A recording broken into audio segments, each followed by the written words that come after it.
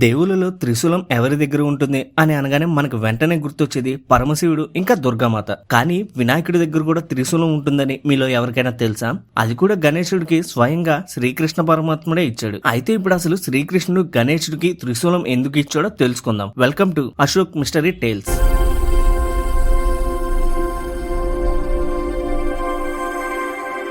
ఒకరోజు గణేశుడు కైలాసంలో బొమ్మలతో ఆడుకొని బోరు కొట్టి తన తండ్రి పరమశివుడి దగ్గరికి వెళ్ళాడు. గణేశుడు చాలా సార్లు శివుడి దగ్గర ఉన్న త్రిశూలం చూశాడు గాని ఆ రోజు మాత్రం ఎందుకో శివుడి దగ్గర ఉన్న త్రిశూలం బాగా నచ్చేసింది. వెంటనే తన తండ్రితో, నాన్న, ఈ త్రిశూలం ఎంత అందంగా ఉంది, ఇది నాకు ఇస్తారా, నేను దీంతో ఆడుకుంటాను అని అడిగాడు. అప్పుడు శివుడు, కుమారా, ఇది ఆట వస్తువు కాదు, ఇది మహాశక్తి గల త్రిశూలం. దేవాసుర యుద్ధాల్లో దీనివల్ల నేను లోకాలను రక్షించాను. నువ్వింకా చిన్నవాడివి, దీన్ని నియంత్రించే శక్తి నీకింకా రాలేదు అని చెప్పాడు. అయితే గణేశుడు చెప్పింది వినకుండా, లేదు నాన్న, నీకు నా శక్తి గురించి తెలీదు అని త్రిశూలం పట్టుకోబోతుంటే అప్పుడే అక్కడికి వచ్చిన పార్వతీదేవి, ఆగు కుమారా, త్రిశూలం మోసే వయసు నీకింకా రాలేదు. నీవు కొంచెం పెద్దవాడివైన తర్వాత స్వయంగా నీ తండ్రి గారే నీకు త్రిశూలం ఇస్తారు, అదేమీ ఆట వస్తువు కాదు అని మందలించింది. అప్పుడు గణేశుడు కోపంగా అలిగి, నాకు కైలాసంలో ఆడుకోవడానికి ఏమీ లేవు, నాకు ఆడుకోవడానికి ఏదో ఒకటి కావాలి అని అన్నాడు. అప్పుడు శివుడు, గణేశుడి అల్లరి నుంచి తప్పించుకోవాలని నీకు ఆట వస్తువే కదా కావాలి, మీ మావయ్య శ్రీకృష్ణుడి దగ్గర సుదర్శన చక్రం ఉంది,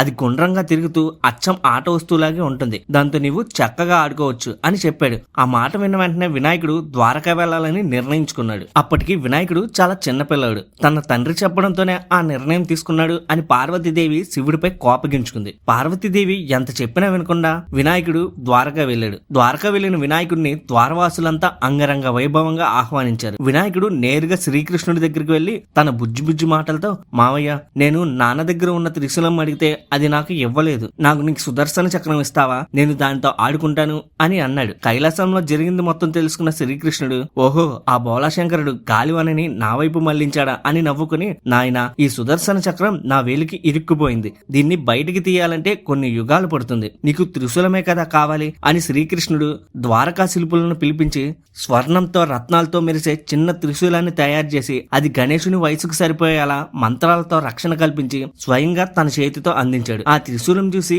విఘ్నేశ్వరుడు ఎంతో ఆనందపడ్డాడు. ఆ విధంగా శ్రీకృష్ణుడి ద్వారా వినాయకుడికి త్రిశూలం అందింది. ఫ్రెండ్స్, మీకు ఈ వీడియో నచ్చితే లైక్ చేసి సబ్స్క్రైబ్ చేసుకోండి.